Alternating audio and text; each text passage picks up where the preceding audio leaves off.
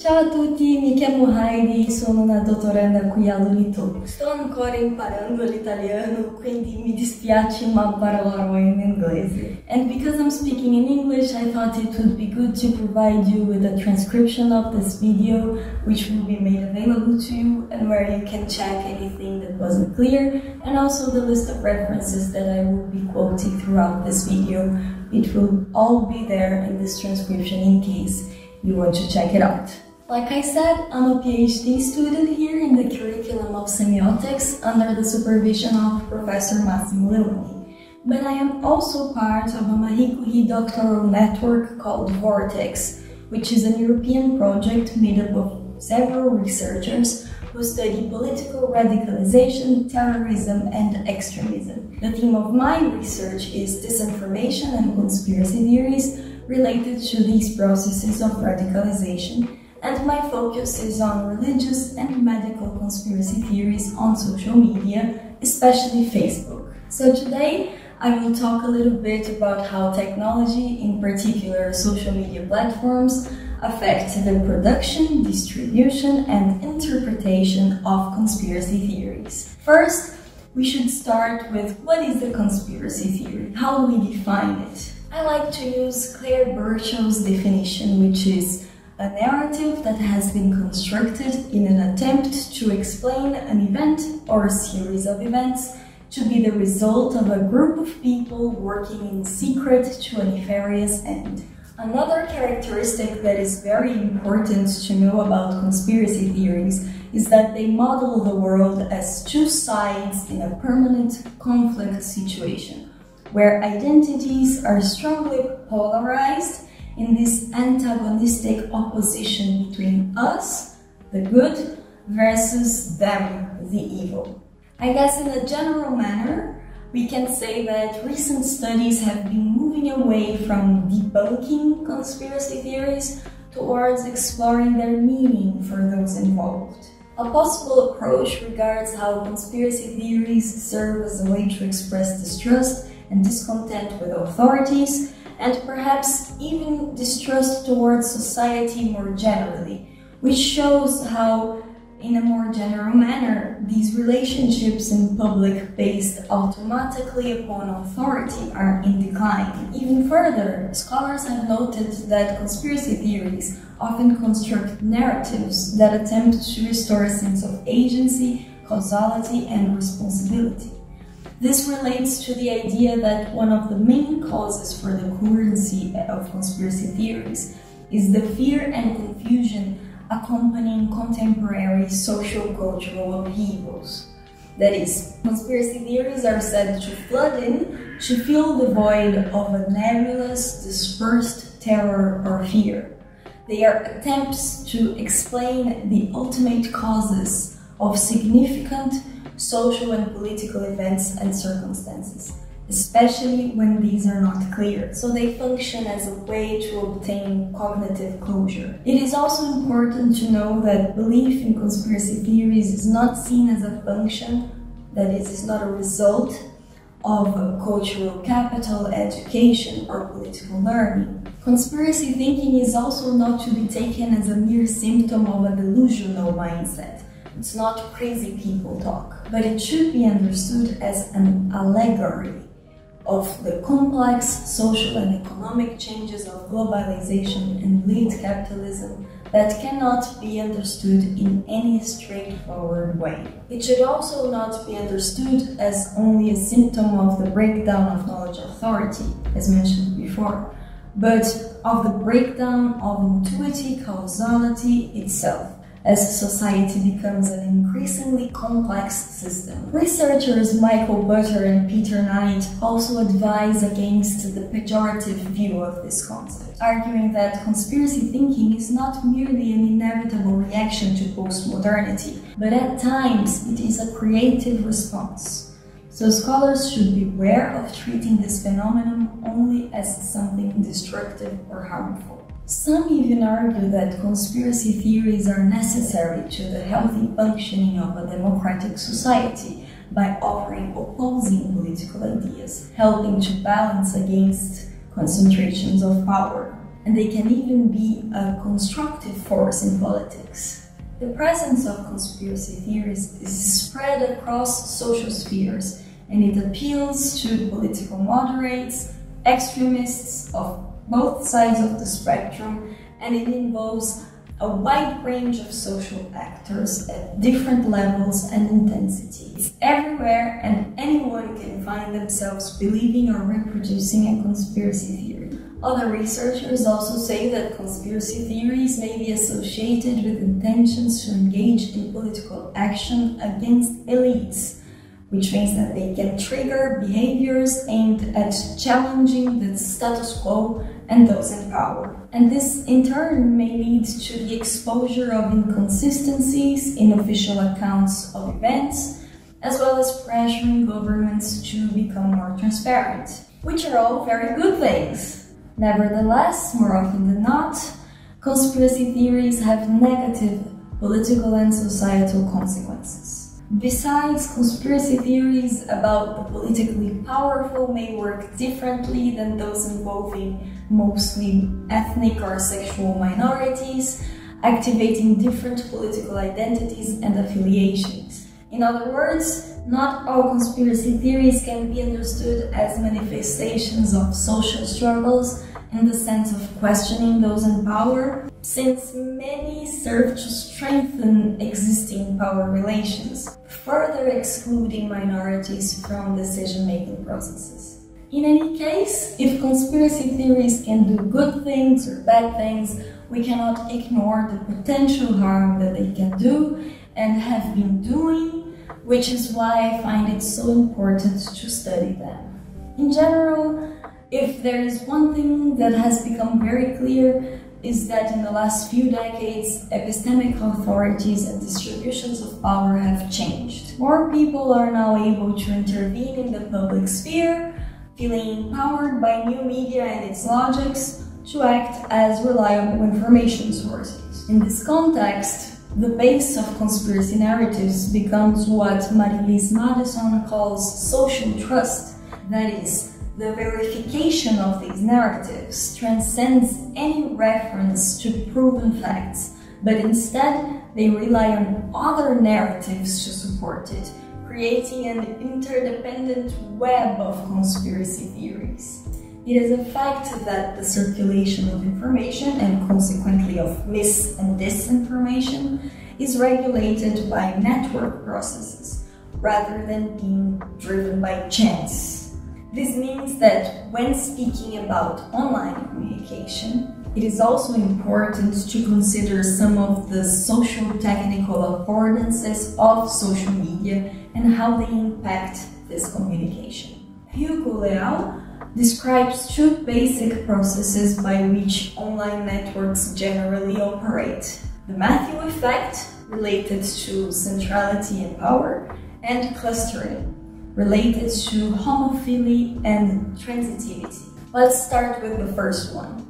The Matthew effect of accumulated advantage, the full name, is what determines the hierarchies in online social networks. It describes the emergence of these interconnected hubs, actors or nodes, whose path is dependent and favors those who are already central, powerful and influential. A couple of years ago, the Director General of the World Health Organization declared that we're not just fighting an epidemic at the time of COVID, we're fighting an infodemic. In the face of this infodemic, the expansion of social media has reached a paradox. The number of opinion holders and discussion platforms has multiplied to such a degree that it is quite likely that any particular posting will not be noticed by nearly anyone against the background of a general flood of information. This information overload has increased the relevance of focusers or filters of attention, which can be institutions, individual mediators, for example, social media micro-celebrities, or what we call influencers, or algorithms, for example, those that mark trending themes, such as which hashtag is trending, or etc. that can bring attention to a certain topic or an event. Visibility has thus become one of the most desirable resources in the landscape of online media. But it largely tends to be obtained by those who are already in possession of it. That's basically what the Matthew effect describes. While the scale, speed, and reach are generally conceived as providing equal opportunities for communication between people and the spread of narratives, the reality shows that this horizontality is illusory. In social networks especially, it is not the equal distribution of interconnections, but the fact that some nodes are more well connected than others that makes an idea or a virus circulate faster and more efficiently.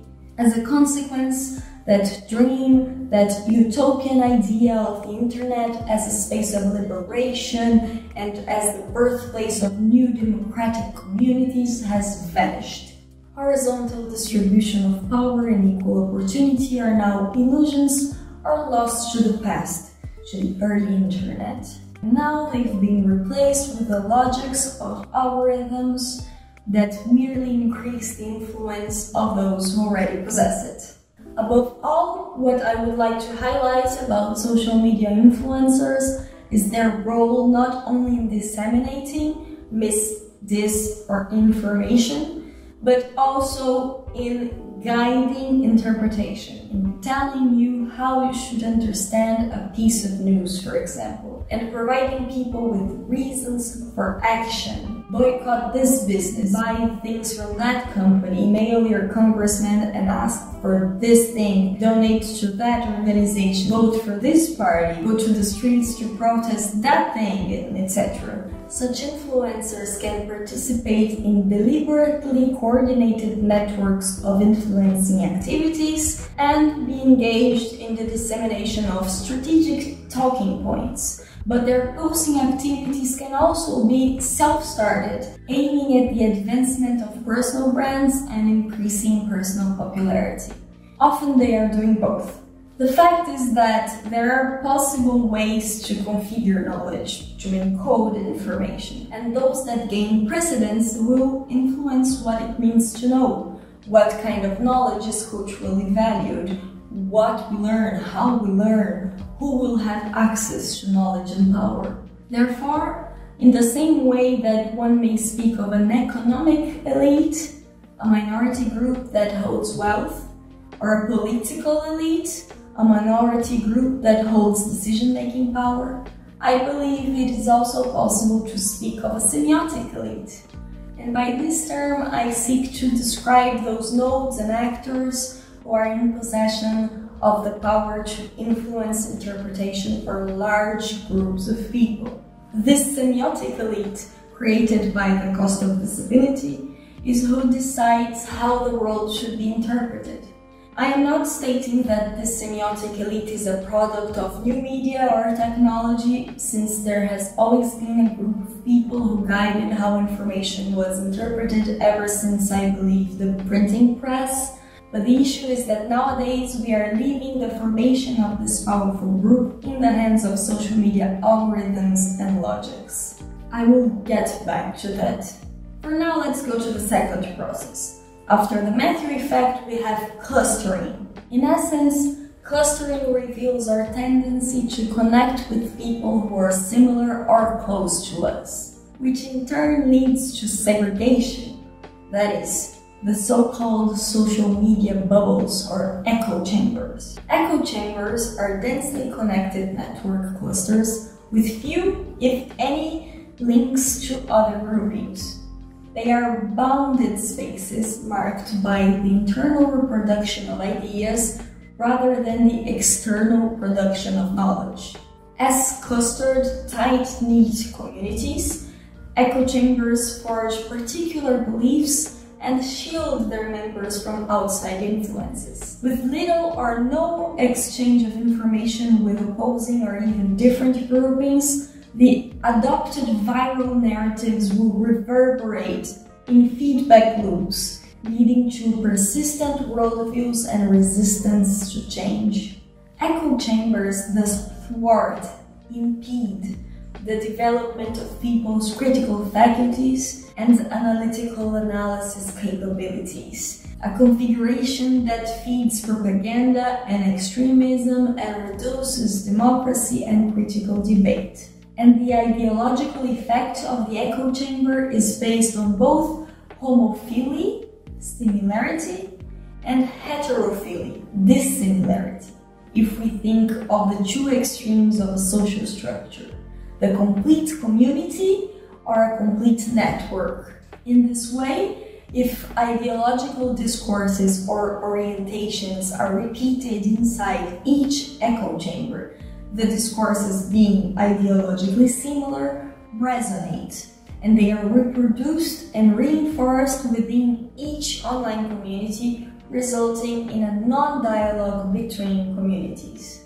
In conclusion, the architecture of social media platforms itself promotes fertile ground to this reproduction of segregation that is so central to conspiracy theories. Remember that I mentioned how conspiracy theories divide everyone into us and them, good and evil, right and wrong. Proliferation of conspiracist discourse in a society creates micro areas of shared meaning that are impermeable and in conflict with each other. This way, social media platforms create these isolated and conflicting worldviews and isolated and conflicting ways to interpret events and circumstances that are very particular, almost tailored to each individual as opposed to shared.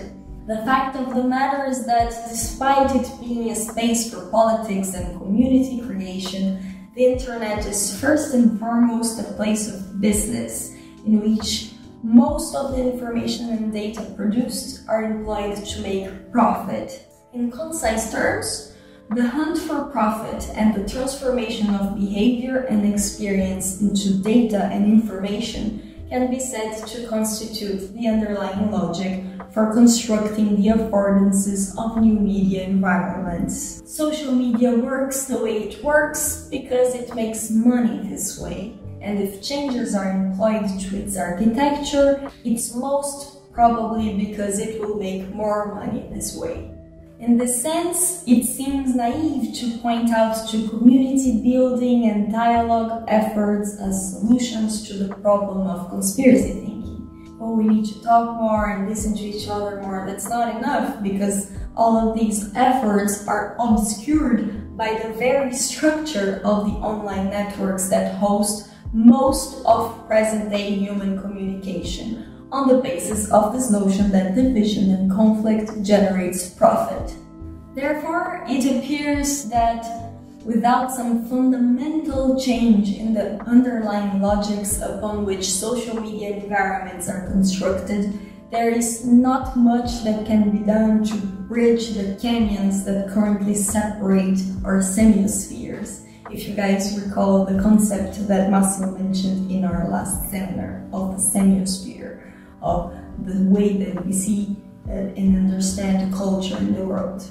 So, conspiracy theories and the consequent problems they generate in society are both a product of the complex and socio-economic changes of globalization and late capitalism that are hard to interpret, and the social-technical affordances of new media networks. And that's why understanding the way that networks operate and how they can be manipulated by actors with political or economic interests is key to thinking of solutions to this issue. And this is where I leave you. Thank you very much for listening to me talk non-stop for several minutes. I hope that I was able to give you some things to reflect on, and I hope that it was useful mainly for you. If you want to get in touch, I will leave my email also at the PDF of the transcription, and you are welcome to send me questions or anything else related to the subject of conspiracy theories. And that's it. Thank you very much.